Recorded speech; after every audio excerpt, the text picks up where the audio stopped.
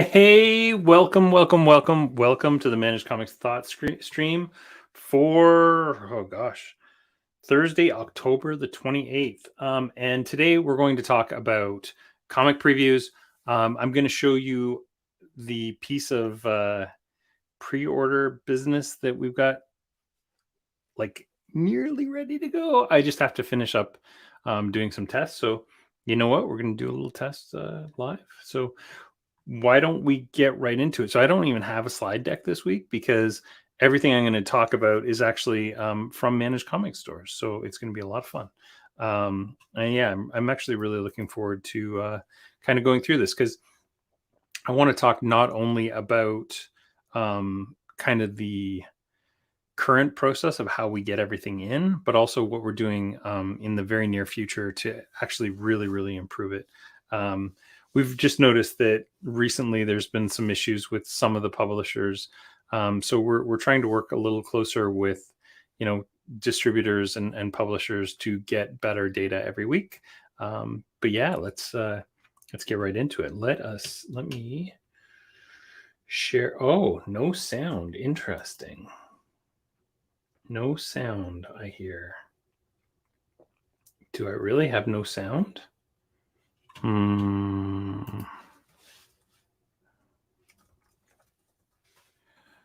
me just check. My videos. Live. Is this my fault? Do I really have no sound? I guess I could actually see it right there. Can I view it on YouTube? Yes. So I'm going to see. Do I have sound? Can I hear sound? What's going on? I hear sound. Michael, it seems to be you. We do have sound. Had a little bit of a heart attack there. Let me just comment in on Facebook. There is sound. Just confirmed. Okay, let's get into the fun part of this right now. So we're going to take a look right now at the new pre-orders approval process that we just launched. So it just literally went live just now. So I'm just going to go ahead and go to a product. And if I were to pre-order the cover, it's going to go through an approval. So the very first thing is somebody will need to approve any pre-orders that we do. So if I browse by publisher and I go to DC Comics, and let's say I want to pre-order this Absolute Edition, it's $150. You probably don't want to just let that happen without, anything happening to it. So on the back end, we've actually added this thing called customer activity. So all you do is if you just want to kind of mass approve or decline things, you can definitely do that. So let's say there was a bunch of comics that I was just going to mass approve, so I can just approve them. On the front end, the customer is going to see things as pre-orders awaiting approval. So these are things that have different statuses. That cover A just got approved, so it just bang went through, and now he's got a cover A approval here. Once an item has been approved and it's beyond FOC, they can't just delete it. So you are going to get, they have to kind of, they're committed to it at that point. Now, Donald Blake here has this Doomsday Clock hardcover, but because of whatever reason, I'm going to make it $100, not $1,000, but $100. And I'm going to say for this item, standard discounts do not apply. Let's make it 110. We are giving you 15 off the price. So he is going to get a message that says, if I refresh this, he gets a little message here. Man, the message doesn't show up. Oh, see, and this is what happens when you test things live. So underneath this, it should have the message. So I'll just note this to the developers, get that back to them. We save all those informations, so it'll be fairly easy for them to add that. And then at that point, the customer would accept the offer, and that would be noted. So yeah, that's our new pre-orders process, which it's the idea is just to kind of give you a little more control over what's going through on pre-orders. Let us talk about new releases and new previews. So every month we go through the previews catalog and the Marvel catalog and the DC catalog and any other catalogs that come out, and we kind of highlight the 10 or 15 most interesting things in those catalogs. Previews often calls these gems or spotlights, I think they call them sometimes. We just call them spotlight comics and featured previews. So what we usually do is we'll call the two previews catalog covers as your two spotlight features, and then we'll pull up the DC and Marvel covers and spotlight those as well. And then everything else will just be a feature for the month. So with Managed Comics, I think it was like Monday or so, we had this up. There's still some issues. We don't have a lot of Marvel images. We are going through and adding all the Marvel covers right now manually. We'll be going through for probably in the next few days and getting those in. We do have a really nice FTP from Penguin Random House that has all the images. It's just a matter of kind of figuring out how we're going to sync those two things up. So we'll go ahead and do that soon. So yeah, this is our previews for the month. So this actually shows you all the covers. So many images not currently available, but this will get fixed over the next few days. And then also over the course of months, the next couple months, a lot of this stuff gets fixed as like alternate covers and things like that start showing up. But right now, Aerosmith with all of its covers shows up here, and we're going to add some more kind of right now we only have the ability to filter 4-month by publisher, but we're also going to add a couple others like filter by type or even filter by new number ones, new series. And so that kind of stuff as well. But let's get into kind of what looks good this month. So obviously one of our spotlight titles will be the front cover or back cover of Previews magazine this month, which is Panther Number One, new series from Dynamite by Tom Snegoski. I'm terrible with names. And Igor Lima. Looks kind of interesting, really nice looking artwork. There's a really nice preview in Previews magazine with the artwork. So yeah, it's about a cruel Egyptian queen who's eternally cursed to transform into a savage beast. And I think this is like the latest in a few different Panther series. And then, of course, on the other side of the fence is Saga number 55, 48 pages, $2.99, which is crazy, and no variant covers. So that should be interesting. Michael asks, can stores choose their own featured titles? Great question. So right now, no, but going forward, we'll definitely create kind of a, so going back to this page here, right now we just have the featured images at the top of the browse by publisher, but we're going to dedicate a specific page to kind of the monthly previews and in-store features and stuff like that. Because for sure, I understand every store hand sells different titles. So we'll definitely be adding that.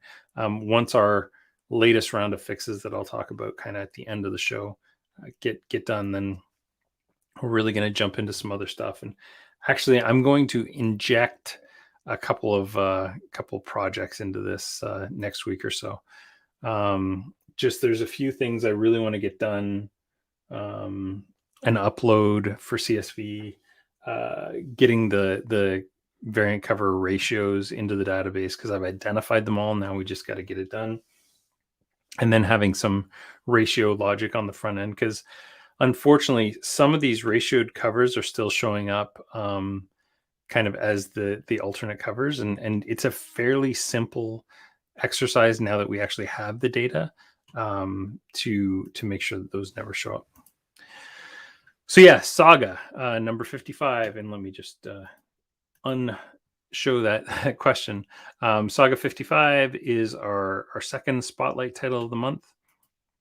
The third one is the cover of the DC Connect thing, which is Batman the Night number 1, the origin of Batman. This sounds really interesting. It's by Chip Zdarsky, who's a Canadian from Toronto.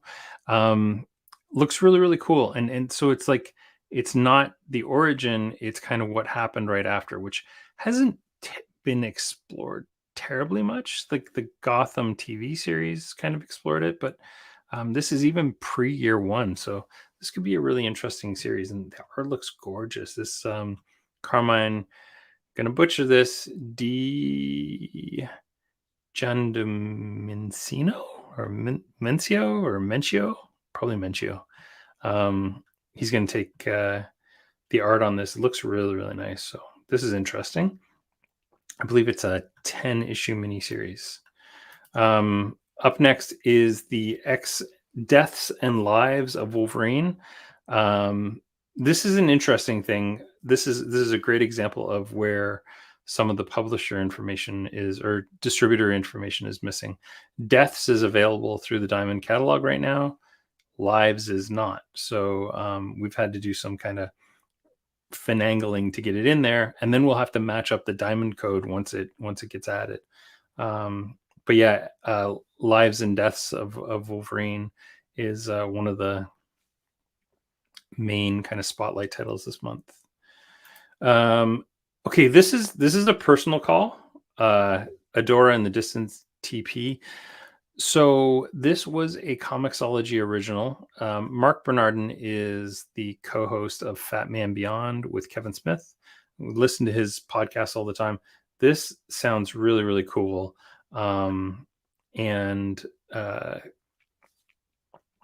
It's about a girl who has, sorry, let me backtrack a little bit.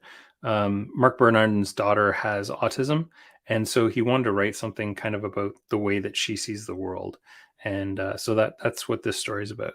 And yeah, I actually read this on Comixology a while ago. It's so good. I didn't realize it was going to have a physical copy, but I'll definitely be buying a couple of these because I've got some friends who I know would be really into this.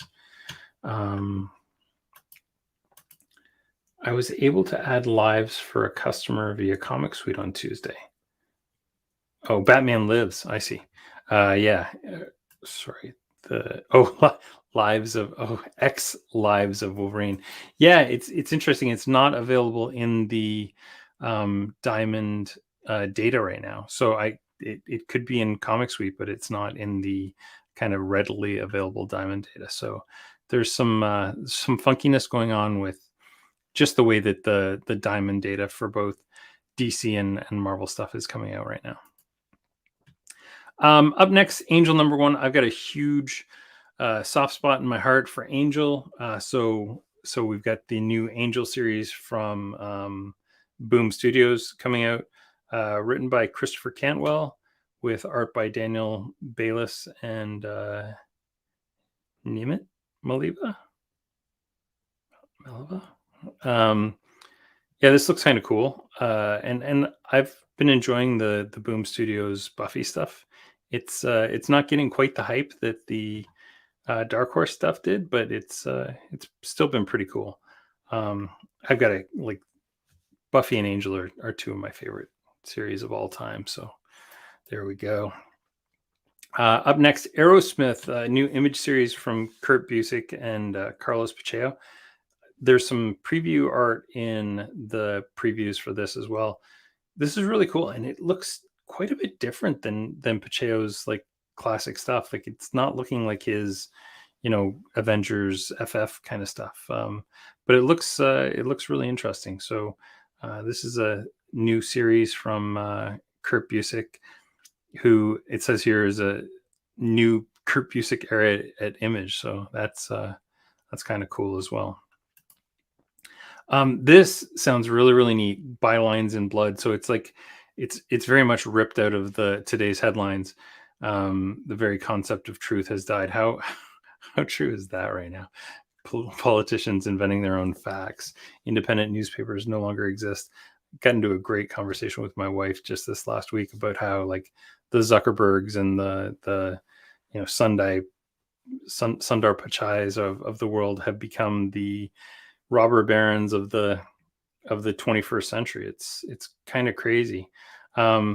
This sounds really interesting though. It's about a detective who is a former journalist, and she's solving crimes.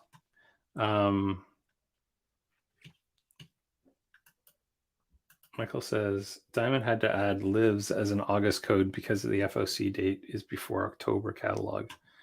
Very weird predicament. Yeah, I get it, but there's no actual reason they had to create an August code. It's that's an internal problem, and that's not an actual real problem.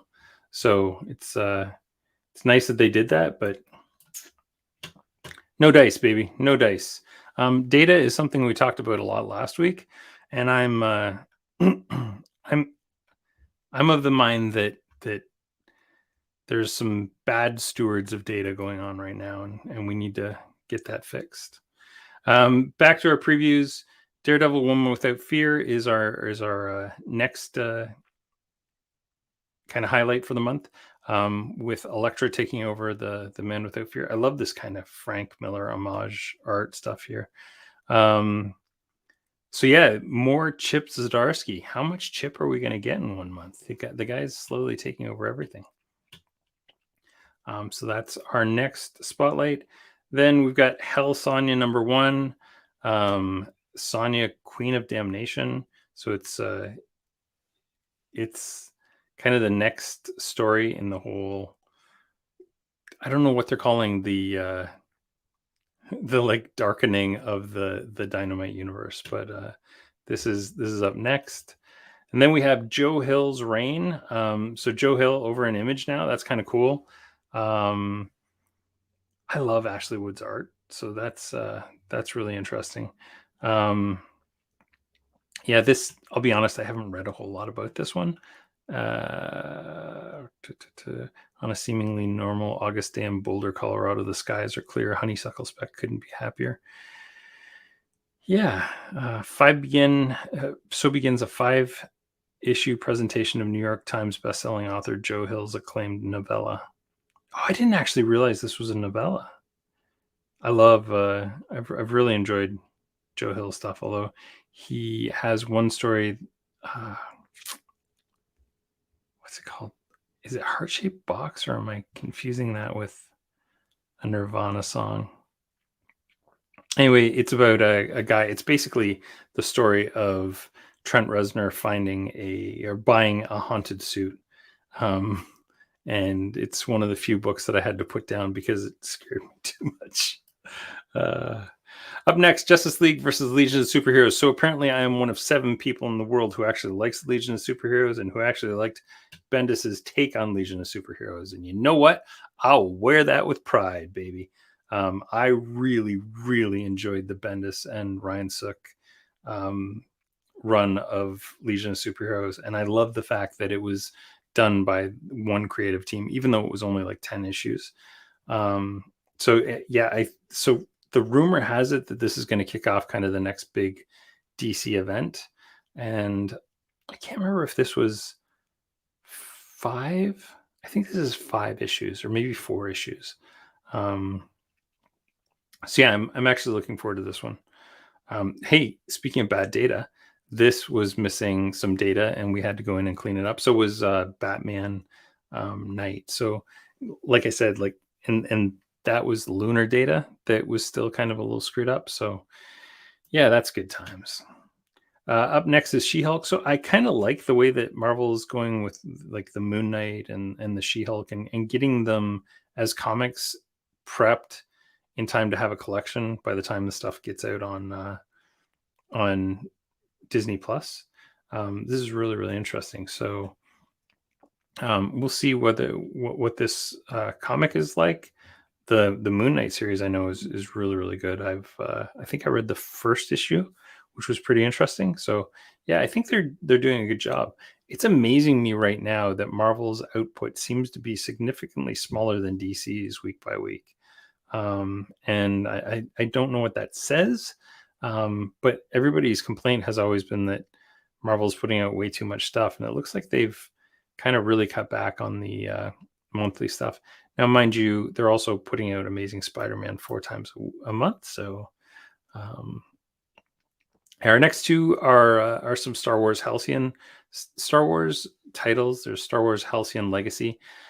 Star Wars on all the Managed Comics classic sites is like the number 3 most subscribed to series. It goes Batman, Amazing Spider-Man, and then usually Star Wars or Star Wars High Republic is way up there too. So it's been really impressive. I know I read the first like few arcs of the Star Wars series, and it was really good. The Empire stuff kind of I'm not a huge fan of, but it's still interesting work. And the Darth Vader stuff, I've always been partial to the Darth Vader series. I think it's really, really cool. Star Wars High Republic, Eye of the Storm is a tale of Martian Row, the Eye of the Nihil, and sworn enemy of the Jedi Order. Yeah, so Charles Soule is doing some more Star Wars High Republic stuff, and he's kind of been killing it with Star Wars lately. And our last spotlight of the month is the new Mike Mignola Sword of Hyperborea. Wow, a lot of words this month that I'm not good at. See, this is going to be a hard one to hand sell, right? Oh yeah, you should check out Sword of Hyperborea. Yeah, you like BRPD. Yeah, I just, Mignola, you can't go wrong with him. So we always try and talk about him when he's got stuff out. But what's cool is you can go through pretty much everything that's available this month on your Managed Comics site. You can just pop, page by page. You can segment it by publishers. So if I just wanted to see what's available from AWA this month, I guess there's no AWAs this month. If I just wanted to see the Avatar stuff, if we just wanted to take a look at the DC Comics stuff, we can definitely go through and find everything that's available this month. So that is how our previews work every month. And your customers can get in there and subscribe or pre-order to anything. I'll go ahead and subscribe to the main cover of Action Comics. And now on my page here, I'm going to see that I'm subscribed to Action Comics. Yeah, that's it for our previews. Like I said, I'm currently just like literally today, I'm just verifying all this stuff. It ended up, we had to rework a lot of stuff, not just how the pre-orders work, but also how the pulls work, because we have to reflect, prices and discount reductions, which were all originally part of the pulls process. But now we've kind of rejigged that stuff. So I have approved this part, although I'll have to, add the little part about the note, because this note really should show up here. And then I just need to go through a couple pulls and make sure that the pulls are happening properly. And then we'll be good to go, and we'll be able to get this into production today. We had a really interesting bug show up today. one of the original test stores that Shopify has seems to have been compromised in some way, but on their end. And what ended up happening is um, one customer was making literally 1,000 requests a minute. And so we're not sure what happened there, but we started getting alerts that the site was getting kind of hammered with requests. And we revoked their API credentials and unsubscribed them, and everything kind of resolved itself. But for a good 15 minutes at 8 o'clock this morning, I was trying to figure out what the heck was going on and why I was getting so many alerts. I got 300 alerts in a span of 2 minutes. So, then I got the guys on it, and they very quickly solved the problem and figured out what it was. And I was on support with Shopify for a good 20-30 minutes this morning, just like letting them know, hey guys, you've got a compromised account that your testers were using. You might want to take a look at that. So we'll see what happens to that. But yeah, we definitely have kind of ways we can revoke a store when they are hurting our entire network like that. For about 15 minutes there, we were probably at a pretty slow crawl. Now, if this was normal kind of traffic, like let's say, I don't know, DC announces or Marvel announces, a big story, and it gets a massive news push, we can scale up our servers fairly quickly. But like in 6 years of Managed Comics Classic, with over, I think we got about 14,000 active subscribers using Managed Comics Classic, we've never ever hit a point where the servers got overwhelmed, and those servers suck compared to the new ones. So I'm not really worried about our infrastructure going forward.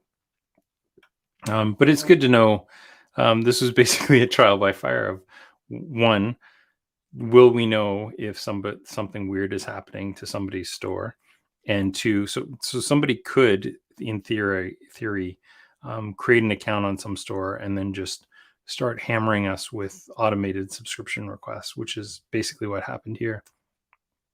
So when we see that happen, we actually have an API trigger that can go through and say, okay, this is happening far too frequently, and just kind of temporarily put a pause on that store until we can investigate it. So the goal is not to impact the entire network, and also not to just punitively, stop somebody because something weird happened on their site. We'll take a look at it and then go in and make a final judgment call on it.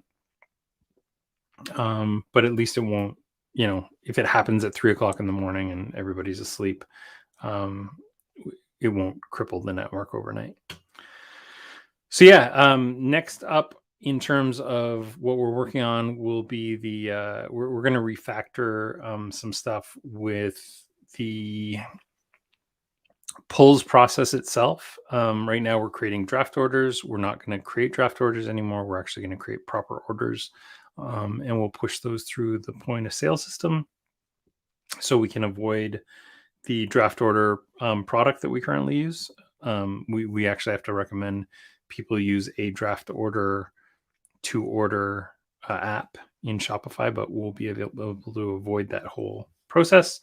And then on the other side, if somebody has shipping, so they're not going to pick up their books in store, they're going to get them shipped to them, then we'll be able to trigger that in a different way. So that is going to be our next couple of weeks. And then, we'll get back to whatever is next. Oh man, all that talking, and I didn't even show my face at any point. So yeah, that last little bit, I probably could have been showing my face instead. Do we have any questions out there before I wrap her up for the day? I wanted to keep it to a tight 30. It looks like I'm going to hit that, because then I can get back to testing and find out what's missing.